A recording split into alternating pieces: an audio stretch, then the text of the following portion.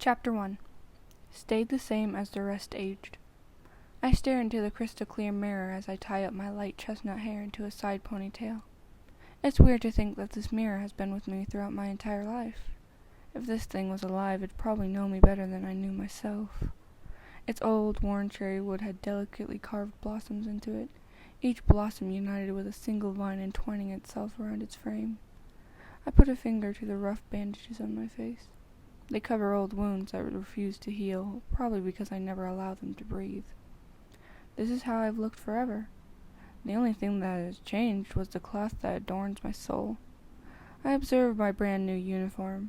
It's so prim and proper, almost as if I'm not going to a private high school, but going to a red carpet photo shoot. With a dark blue blazer with gold on the cuffs and the collar, and a light, swishy dark plaid skirt, also laced with gold. It's just way too fancy. And I think the navy tie is a smite too much as well. Well, at least it has a cool embroidered pocket. I ran my fingers over its golden laces. CA, standing for Chestnut Academy, will be my new home from now on. I forced myself away from the mirror to my cherrywood nightstand, which is quite messy. With an old flip alarm clock dominating the entire right-hand corner, the rest of the space was occupied by a crimson oil lamp, my old school schedule, and a tiny sliver of paper, which is just a fortune from a fortune cookie. It's really old, actually. I've had to rewrite it enough times that the words are engraved in my brain. You do not know you are of darkness until one shows you the light. Lucky numbers 13, 4, 9, 17, 39, 7. A little weird and actually kinda dumb. One of darkness? What on earth is that supposed to mean? I pick up my schedule again just to make sure that I won't forget where to go or where to be. It'd be a shame if I had to ask someone for help. I'm better than that. I don't need help. Anyway, how hard could it be to be a freshman? School has been the same my entire life, so what could change now? Schedule for Charlotte Hanson, first period, robotics, Miss Jameson. I expected that. I did elect for that after all. I don't remember what my other choices were. Second period, poetry, Mr. Carson. Poetry? Since when did I elect for poetry? I don't even remember electing that. But then why is it here? Did they mix it up? Who could have... The realization hit me like an 8-wheeler on speed. Mother Marie. She must have tampered with my papers after I had already filled them out. Ugh, that pisses me off. In English we had to figure out dumb hidden messages and meanings and rhymes and commas and similes and all that jazz. Why hide a meaning when you could just, say it? It just doesn't make sense to me, but now I'm stuck with it. I keep looking at the paper as I step down the grand staircase. Tap, tap, tap, tap, tap. The sounds of my shoes echo in this empty, lifeless house. It used to look so vibrant. It has the same colors as ever, gold, red, white, and little pots of green, but it still looks so dull. It used to be so full of life and love, but now all I feel is a cold hand of regret.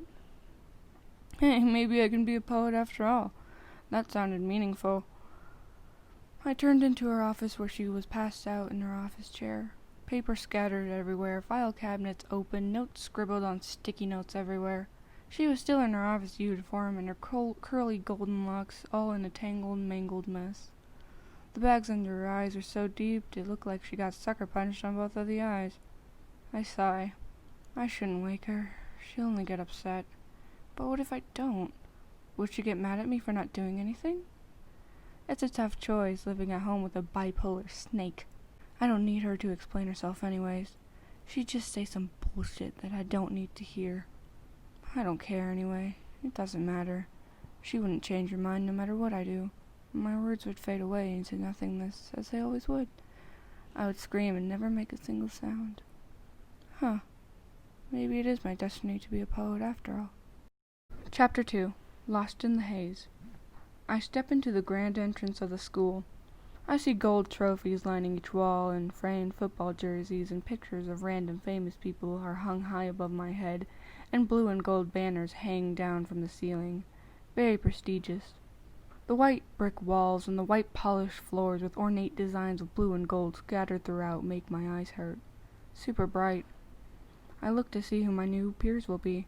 Clones wearing the exact same thing, all competing for the biggest, messiest hairstyles and even crazier earrings. I guess I shouldn't judge them too much. They're all using what little self-expression was allowed in this school.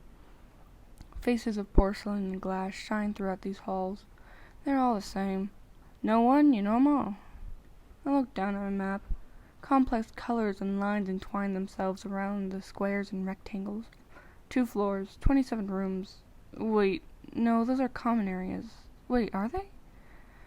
Well, I have a bit of time to get to know this school, so I guess I can figure it out later.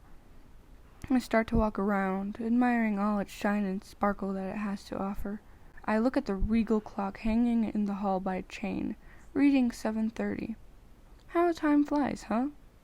I start heading to class. I pulled out my map and attempted to read it as I walked. West? North? It's all Greek to me. I haven't done this in so long. I was walking aimlessly, not even paying attention to where I was walking, and I bumped into a very, very tall dude that loomed above me. A senior? Junior? Doesn't matter. What matters is that first impressions matter, especially to the oldies. Sorry, sir, I didn't mean to. Before I could even apologize correctly, he just scoffed and walked away, mumbling airhead under his breath. Airhead? Why, I oughta... I can't start a fight on my first day. That certainly wouldn't be a good impression. Anyway, I'm gonna be late for my first period if I don't get my priorities straight. It looks like it's on the 2nd floor, right next to the computer lab. I hope it's those new Macintosh ones. I haven't been able to get my hands on Mother Marie's yet, so maybe I can finally mess with the mouse thingy that everyone's been raving about. My eye catches another glimpse of another hanging clock in the hallway. 7:54? Since when? Oh, whatever. I'll just book it all the way there. I pick up my pace and shove my map into the pocket of my skirt. My hair swishes around as I speed through this labyrinth of white and blue, all of it seeming the same. Papers on bulletins whished as I whisked past them, my shoes squeaking with every turn. I look to see I'm alone in an empty hallway that's sparsely sprinkled with kids who are just as confused and lost as I am. Oh, that's no excuse. I'm better than that. Just because someone else is confused as well doesn't excuse me. Well, I can't be late on the first day. Speeding around every corner, my shoes skidding with every step, my heart pounding harder and harder. Signs, signs, signs, signs. Give me a sign. My vision is becoming one big sludge of white and blue as my eyes dart around the narrow hallways and polished floors. Windows beaming bright morning rays into my eyes, enhancing my disoriented stature. Come on. Signs. 200 hall. Counseling. Infirmary. No. Stairs. Where? Stairs. Bingo. I sprint up those polished stairs, my own blurry reflection speeding along with me. I'm going as fast as I can. I don't care if I get caught right now. It seems as it goes on forever, as though I'm stuck in some sort of loop, leaping over countless stairs, yet going nowhere, no end in sight. As I leaped up 3 steps at a time, the muddled line that separated the first floor and the second started growing ever clearer. I see the end. Just 4 more steps. Fuck it. I jump over 4 stairs, my right foot reaching with all its might, and just as my foot touched the edge of the top, I slipped.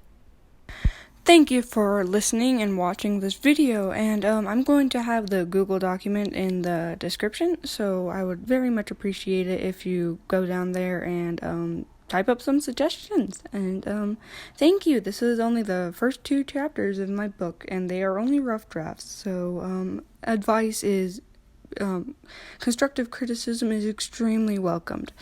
Thank you. Goodbye.